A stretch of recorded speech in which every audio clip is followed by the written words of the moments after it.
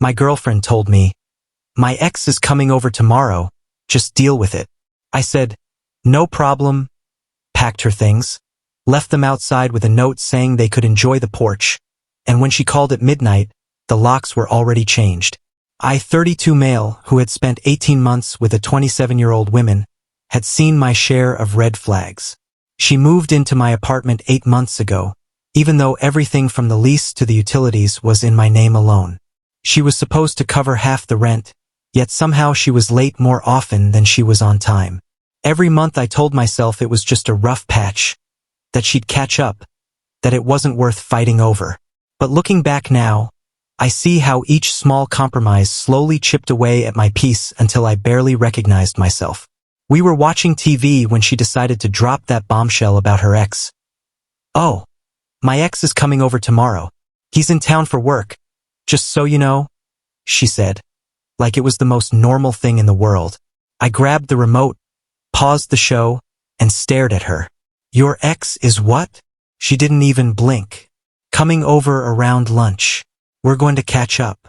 She said it so casually, like she was announcing a weather update. I said, "You're having your ex-boyfriend over here? To our apartment?" She shrugged with that disrespectful, dismissive attitude I had been seeing more and more lately. "Yeah, I already told him it was cool. You'll just have to deal with it."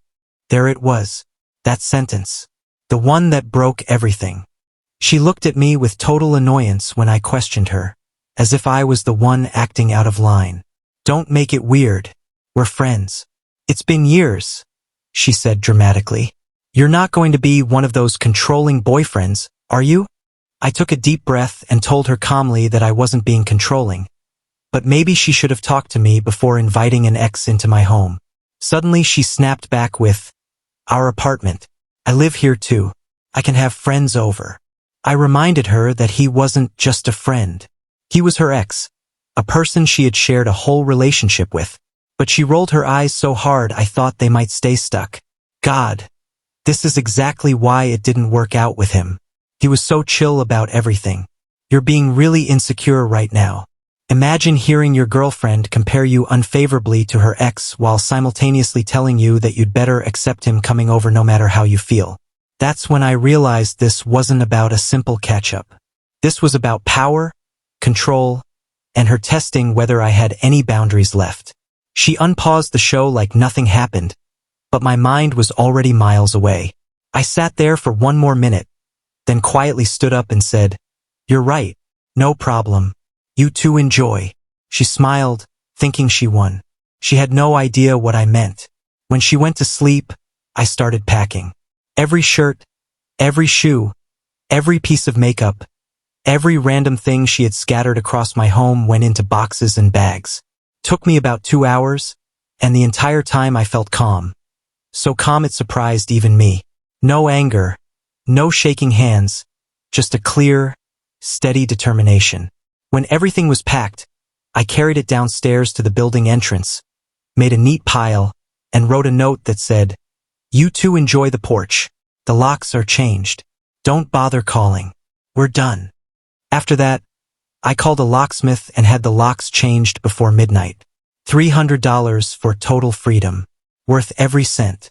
I slept better that night than I had in months. The next morning, my phone exploded with texts and calls. "Where's my stuff?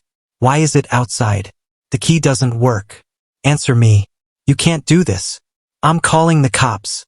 After almost 30 messages, I finally replied, "You said your ex was coming over and I'd have to deal with it. So I dealt with it. Have a nice life." She called immediately, screeching into the phone. "What is wrong with you?" I took a sip of my coffee and said, "Nothing. You wanted your ex over. I didn't. So I made a choice." She tried the "this is illegal" speech, but I shut it down fast. "You're not on the lease. You were a guest who paid rent sometimes.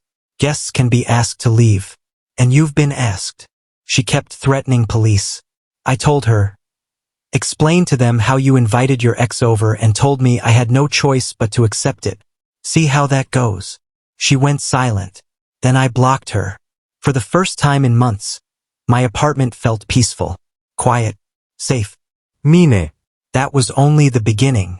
A few weeks after everything finally settled down, I started noticing how different my life felt. Not just on the surface, but deep inside my chest where all the stress used to live like a permanent guest who never paid rent and never planned to leave. Each morning felt lighter, as if someone had opened a window in a room that had been stuffy for far too long, letting fresh air sweep in and clear out everything I had been carrying. I would wake up, look around my apartment, and feel this strange mix of relief, gratitude, and confidence. A feeling I had not felt in years because I had been too busy accepting chaos, as if chaos was something normal people lived in.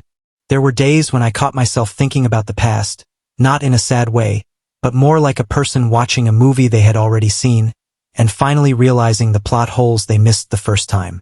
I found myself remembering moments that should have been warning signs, like the times she'd roll her eyes when I talked about work, or how she'd borrow my car without asking, or complain when I wanted a quiet night instead of going out because she felt bored. Back then, I brushed everything off, telling myself every relationship has its flaws, every couple has their issues, and it was just normal. But standing in my quiet, peaceful apartment now, I realized those weren't flaws. They were fault lines, cracks running through the foundation long before the final collapse. One evening, I sat on my new couch, the couch I bought without anyone complaining about the color, the texture, the price, or the placement, and just let myself sink into the silence. I remembered how she used to complain about the old couch, how she'd threatened to throw it out, how she'd move things around without asking because she thought her way was better. Now everything was exactly how I wanted it, and for the first time, my home felt like my home. Not shared, not borrowed, not negotiated, mine. The freedom of that realization hit me slowly, like warm water filling a bath until I finally relaxed into it. Meanwhile, things with the new girl continued developing in a way that felt strangely easy, almost too easy compared to what I had known before. There was no drama, no games, no moments where I felt like I needed to defend myself or justify my feelings. When we talked, she actually listened. When she spoke, she chose her words with care. She never assumed, never demanded, and never tried to control a single part of my life. It was a simple kind of peace I didn't realize I had been missing. One night, while we were laughing over something ridiculously small, I felt this gentle warmth in my chest, not the wild fireworks people talk about, but a steady glow, the kind that feels safe, the kind that feels real. At work, people noticed the change too. My boss even commented on how focused I seemed, saying whatever I was doing, I should keep doing it. I smiled, knowing exactly what he meant. Stress has a way of crawling into every part of your life, even when you pretend it doesn't exist. And when it finally leaves, you realize how much space it had been taking up inside you. I was sleeping better, eating better, working better, even thinking clearer. It was like someone had turned down the volume on life, allowing me to hear my own thoughts again. My friends, the ones who had stuck around through everything, started hanging out at my place more often. Movie nights, game nights, random dinners. All the things I avoided before because she didn't like my friends much, always complaining they were annoying or immature or not her vibe. But now, for the first time in forever, my apartment was filled with laughter again. The kind of laughter that doesn't feel forced or measured. The kind that makes you feel like you're exactly where you're supposed to be. But even with all that peace, there were moments when my mind wanders back to the last conversation with my ex at the coffee shop. Not because I missed her, I didn't, but because her apology, as late as it was, had sparked something I didn't expect. Closure. Real closure. The kind you don't always get in life.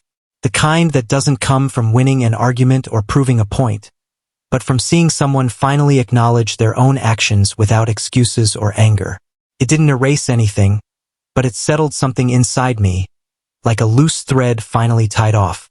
I know now that what I did, changing the locks, ending things immediately, refusing to accept disrespect, wasn't harsh. It was necessary. It was an act of self-respect, something I had forgotten I was allowed to have. And the more time passed, the more I realized how important that moment was, not just for my relationship, but for my own growth. I had spent too long minimizing my own needs, quieting my own voice, and making myself small so someone else could feel big. Never again. Not in this lifetime. As the weeks turned into a new routine, I started seeing my future differently. Not as a series of compromises, but as a life built on mutual respect, clear boundaries, and genuine effort. The kind of life where I didn't have to deal with it just because someone told me to. The kind of life where peace was a priority, not an afterthought. And for the first time in a long time, I felt hope. A quiet, steady hope that told me I was exactly where I needed to be.